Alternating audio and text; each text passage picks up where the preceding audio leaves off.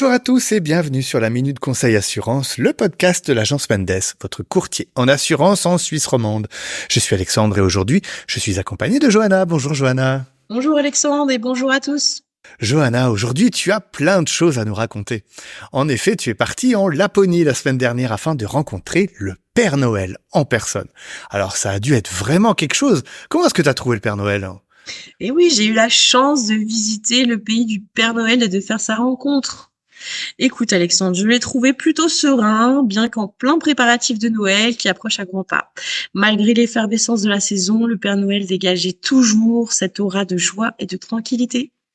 Ah ouais, j'en doute pas. C'est tout à fait l'image qu'il aime bien donner. Alors, tu as profité des magnifiques paysages de la Laponie, mais ce n'était pas que des vacances, puisque tu souhaitais aussi savoir quelles assurances le Père Noël avait souscrit pour que tout se passe bien durant sa tournée de cadeaux.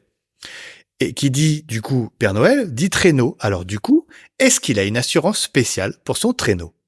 Et oui, j'ai creusé dans les couvertures d'assurance du Père Noël et devinez quoi ? Pour circuler en Suisse avec son joli traîneau, le Père Noël a opté pour une assurance responsabilité civile véhicule qui est obligatoire. Comme la conduite de Rennes peut s'avérer plus délicate qu'on ne le pense, surtout en ville, le Père Noël a pris des précautions supplémentaires en souscrivant une assurance casco complète. Ainsi, tous les risques sont couverts, des caprices météorologiques aux virages serrés dans les cheminées. Il bénéficie donc d'une couverture complète pour pouvoir effectuer sa tournée sans accroc. Ok, bon, on parle également régulièrement dans ce podcast de l'assurance voyage. Et le Père Noël, eh bien, il voyage puisqu'il fait le tour de la Terre en une nuit. Il traverse donc, de nombreuses frontières. Est-ce que tu sais s'il a pris une assurance voyage ? Oui, et d'ailleurs, il a bien insisté sur l'importance de cette assurance, l'assurance voyage. Il a partagé une anecdote avec moi où cette assurance lui a été très utile. Alors, il était du côté de San Francisco, a eu une violente indigestion après avoir mangé les friandises laissées par les enfants. Il a donc appelé son assurance voyage et a été pris en charge immédiatement dans l'hôpital le plus proche sans qu'il ne dépense quoi que ce soit. Bon, ok, nickel. Et alors, niveau assurance maladie, est-ce qu'il t'a dit s'il avait pris des assurances complémentaires ? Parce que il doit pas faire bien chaud là-haut dans son traîneau, il doit s'enrhumer facilement.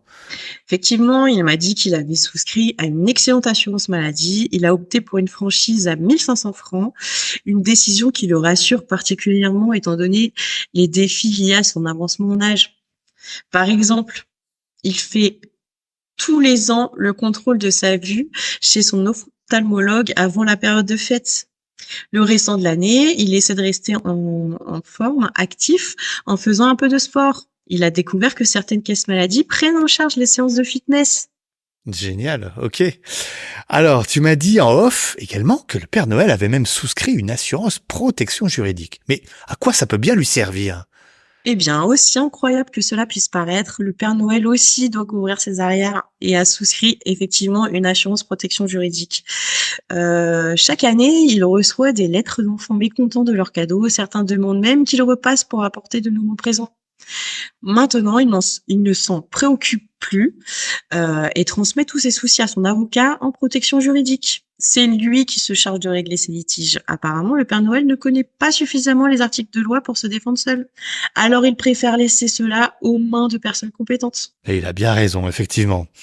Alors, il me semble aussi que le Père Noël a un message particulier à transmettre à nos auditeurs en cette période de fête. Quel est-il ? Tout à fait. Lorsque j'ai expliqué au Père Noël que cet entretien était destiné à notre podcast autour des assurances en Suisse, il a bien insisté pour faire passer un message.